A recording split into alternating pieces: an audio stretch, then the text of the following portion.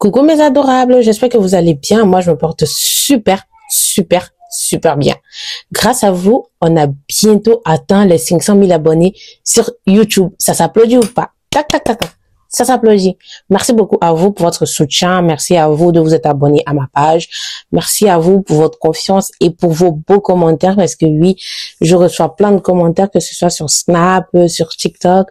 Vous me dites oui, on adore comment tu racontes l'histoire, on se sent à l'aise, on a l'impression même de vivre l'histoire et tout.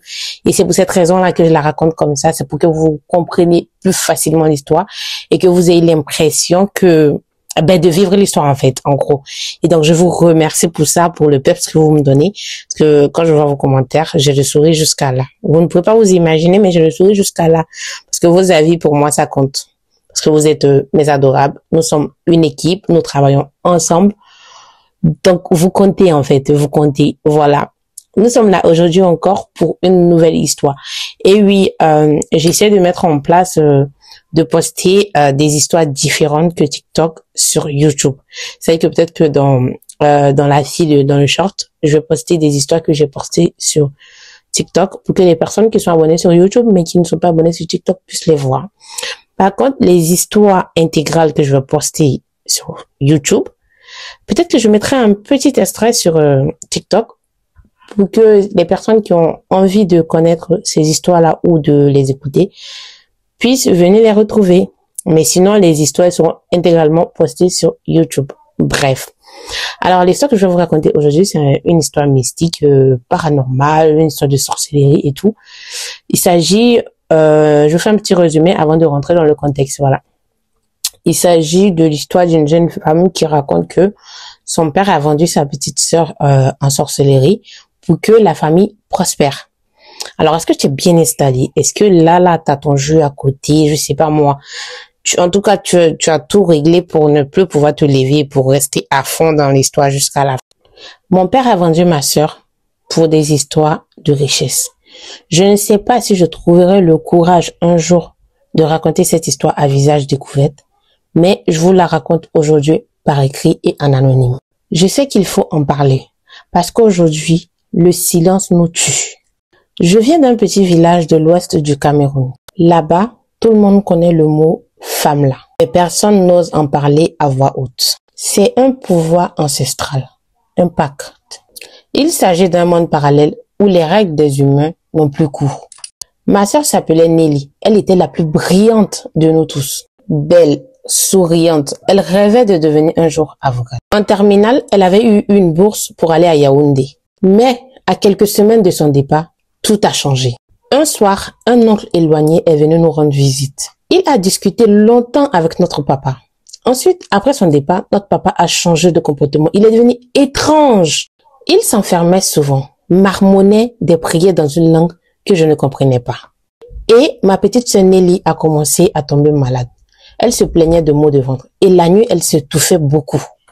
Elle me disait tout le temps qu'elle rêvait et dans son rêve, elle voyait plein d'hommes mais avec des masques sur le visage où on lui donnait à manger de la chair humaine. On a tous commencé à se dire que peut-être que c'est la maladie qui la faisait délirer. Ma mère l'a même envoyée chez un pasteur. Malgré tout ça, rien ne changeait. Disons que ça s'empirait même. Elle devenait de plus en plus pâle et absente. Un soir, je l'ai surpris en train de pleurer. Elle m'a dit, « Papa m'a vendu. Il m'a dit qu'il fallait que quelqu'un de la famille rentre dans le secte pour que la famille prospère. » Je n'ai rien compris à tout ce qu'elle a dit, mais je suis allée confronter mon père et il m'a giflé et m'a interdit de poser des questions. Sauf que 3 jours après, Nelly est tombée dans un coma bizarre. Mais les médecins n'ont rien trouvé. Le lendemain, ils nous ont dit qu'elle était morte. Mais voici la partie la plus effrayante. Son corps n'a jamais été enterré. Mon père a dit qu'il s'occupait des rites. Il est parti tout seul avec le cercueil à l'aube. On ne l'a jamais revu. Depuis, notre maison est maudite. Ma mère est devenue folle et moi, je me bats pour survivre. Plusieurs années plus tard, j'ai appris que mon père avait été intégré dans une grande confrérie. Ils disent qu'il vit désormais dans un village reculé, entouré de richesses. Mais à quel prix? J'attends souvent la voix de ma sœur dans mes rêves. Et elle me dit, je suis là, mais je ne peux pas partir. Je ne sais pas quoi faire. Aidez-moi. Je suis abasourdie. Comment un père peut liquider sa propre fille? Comment un père peut vendre sa propre fille? Un père est censé protéger son enfant. C'est ça le rôle d'un papa. Un papa n'est pas censé, sacrifier l'une de ses progénitures pour devenir riche. Et même en plus, ok, il dit qu'il a sacrifié cette dernière-là pour que la famille prospère. Mais il a laissé le reste de la famille. Il est parti tout seul. En gros, il pensait qu'à lui. Il a tué l'enfant de la pauvre dame parce qu'il pensait qu'à lui.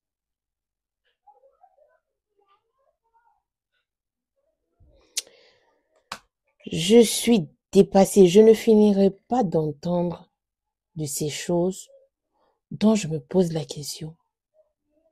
Est-ce que ça peut vraiment arriver? Et vous, qu'est-ce que vous en pensez?